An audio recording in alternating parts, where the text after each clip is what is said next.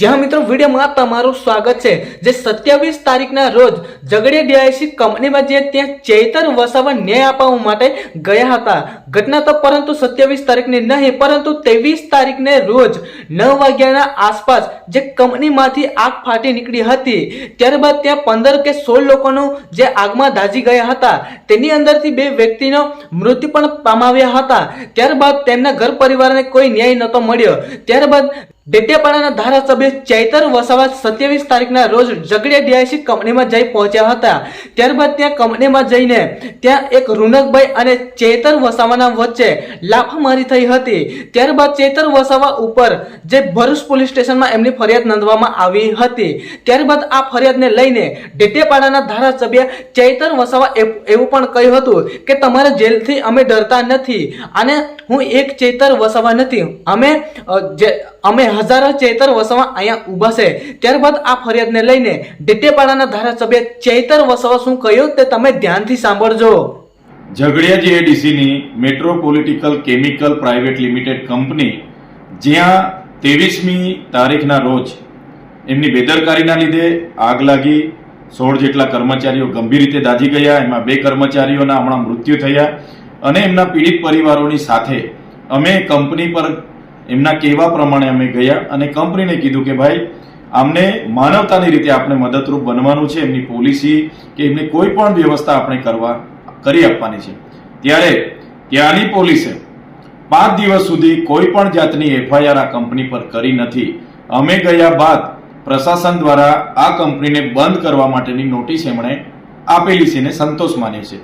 સવાલ એ થાય છે, કોઈ પણ ઘટના ઘટે, કોઈ મૃત્યુ પામે તો પ્રાથમિક તારણ મુજબ એવી કંપની પર એફઆઈઆર કરવી પડે, 0 હોર્સથી એફઆઈઆર કરવી પડે અને જે પણ જવાબદારો છે એની તપાસ કરીને એમના પર યોગ્ય કાર્યવાહી કરવાની જોગવાઈ હોય છે, જે પોલીસ પ્રશાસન દ્વારા કરવામાં આવેલ નથી। અને આ ઝઘડિયા પોલીસ લાજવાના બદલે ગાજી રહી છે અને ઉલટાનું અમારા પર, મારા સહિતના આગેવાનો પર 3 એફઆઈઆર કરી છે અને એ એફઆઈઆર પણ ગઈકાલના રિઝલ્ટ આવ્યા બાદ આજે કરી છે કે આ ચૈતરભાઈને પર એફઆઈઆર કરો એટલે ડરશે, દબાશે અને પછી આગળની કાર્યવાહી બધી ઠપ થઈ જશે અને અમે કંપનીવાળાને બચાવી લઈશું, એ પોલીસનું માનવું છે।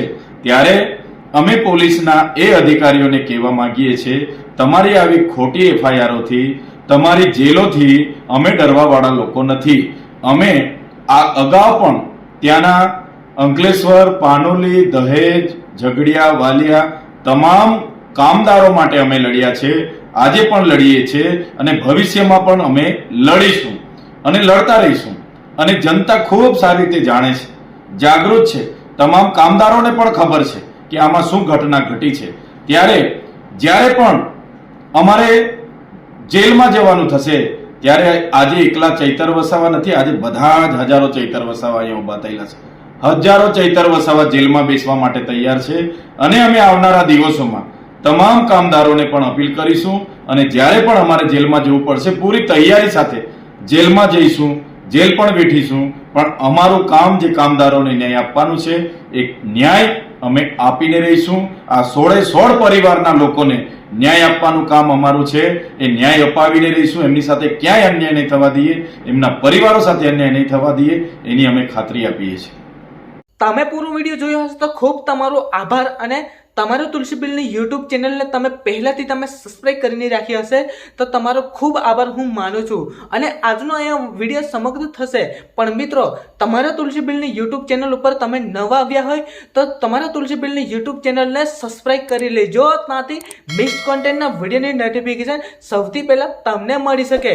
તો બસ આજના એ વિડીયો અહીંયા સમાપ્ત થશે, ત્યારબાદ આપણે કોઈક એવા નવા વિડીયો સાથે તુરંત મળીએ। બસ આજનો વિડીયો આજ અહીંયા પૂરો થશે અને જય હિન્દ, જય ભારત।